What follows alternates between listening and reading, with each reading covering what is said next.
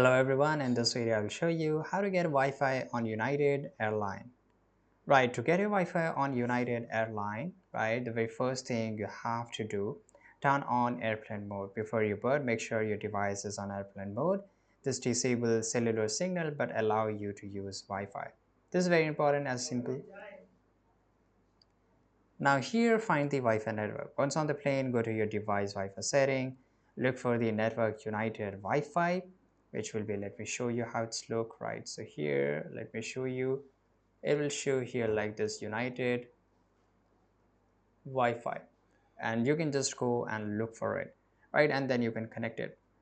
And the third thing is that you can just go to a new browser and open your internet browser like Safari or Chrome, right? And the third thing is just go to the unitedwifi.com. So you can just go here, unitedwifi.com, and you will able to address it. Step 5 is choose a Wi-Fi plan. So it will charge you for $8 for mileage plus member and $10 for non-member. Free messaging, if you just need to send message, you can access free messaging service on the United app without paying for you for full Wi-Fi. After completing a payment, you can enjoy the Wi-Fi, right? I hope you found this video very useful. Subscribe.